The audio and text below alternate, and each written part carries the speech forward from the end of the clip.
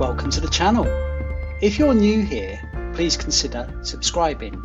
If you're feeling particularly generous, throw me a like and send me a comment.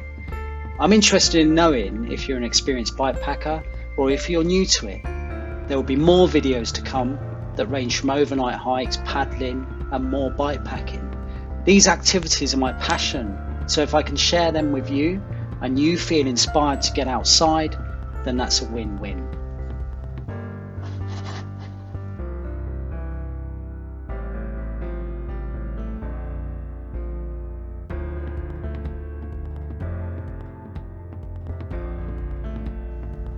So why the voiceover? Yeah, my mic failed. It didn't produce any decent audio, so I canned it and I decided to run this format. In future videos, I'll have an onboard narrative and it'll be more immersive and generally just a little bit more fun. So, but I thought rather than waste the video and the experience, I thought I'd just put it up anyway. So let's see how it goes. I hope you enjoy.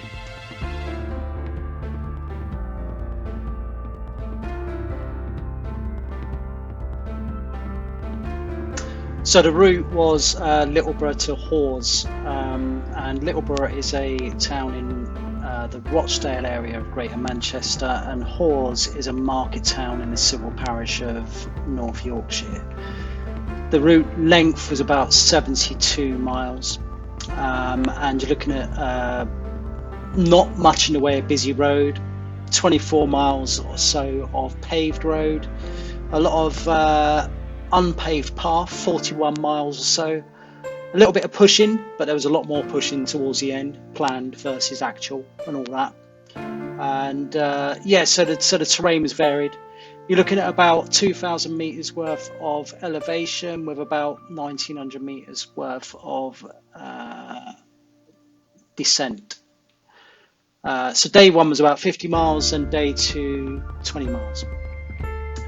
So day one, I passed through Hebden Bridge in the upper Calder Valley in West Yorkshire, and I went up the Buttress, which is an ancient pack horse route, a steep cobbled ascent from Hebden Bridge to the village of Hepton Stall. I continued to climb up to Lower Gorpool Reservoir, then skirted around Widdop Reservoir, I think that's how it's pronounced. And then I climbed up to Eschtwistle, hitting the West Yorkshire and Lancashire border. I didn't even notice that at the time. I then dropped down into Colne and joined the Leeds and Liverpool Canal en route to Settle. On day two, I went into Settle for a bap, sausage bap, and a coffee, and then hit the road. This day was basically one big climb, peaking out at Dodd Fell, 668 metres, and I took the Stainforth Road towards Horton in Ribblesdale, North Yorkshire that is, where I joined the Three Peaks Walk Trail. I climbed up to the highest point of the day and then dropped down to Hawes for a well-deserved pint.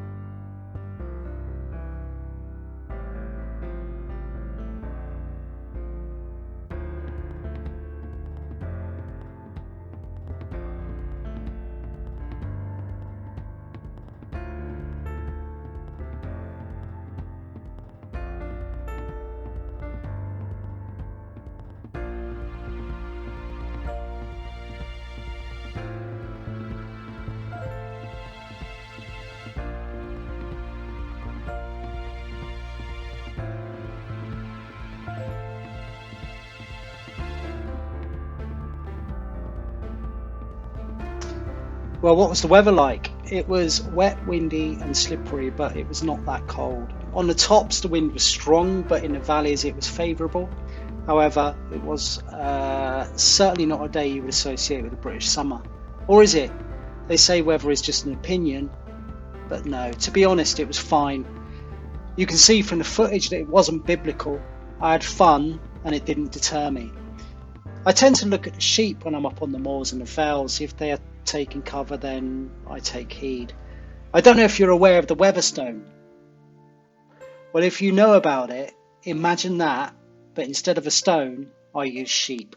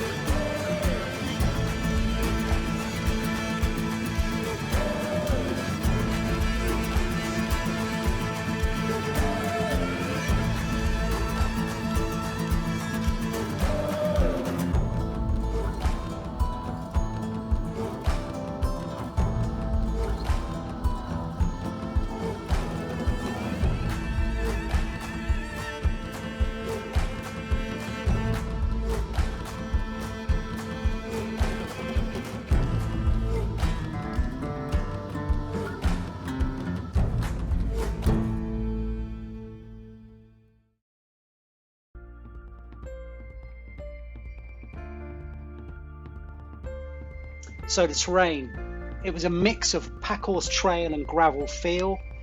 There were unpaved paths with single track, and the surface was sometimes challenging with wet rocks and drainage ditches. The descents, most of the descents were flowing and manageable. However, with the load on the bike, there were some that were taken with caution, as I did not want to break any bones or worse, break my bike. The climbs, some were hiker bike, well, quite a few actually, towards the end when I was getting tired, but generally manageable. There were some tricky sections which were due to the surface, rocks and shingle, etc. But in summary, with all this taken into consideration and the weather unpredictability in this environment, I would suggest that anyone without experience with a laden bike on rough terrain should consider not going alone and getting sufficient practice beforehand.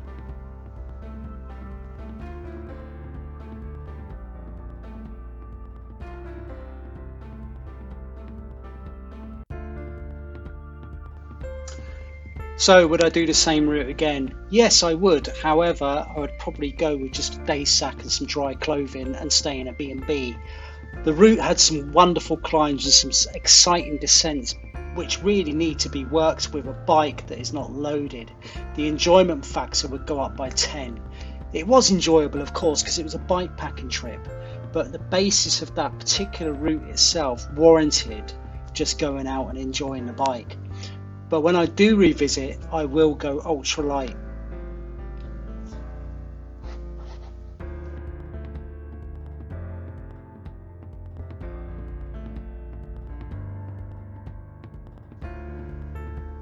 I have loads in the pipeline, but in the short term I'm going to walk through the kit that I took on this trip and I'm going to show how I packed the bike. So press that notification bell and you will be notified when I upload next. So for now, I'll leave you in the capable hands of the B-roll. Catch you soon and go get amongst it.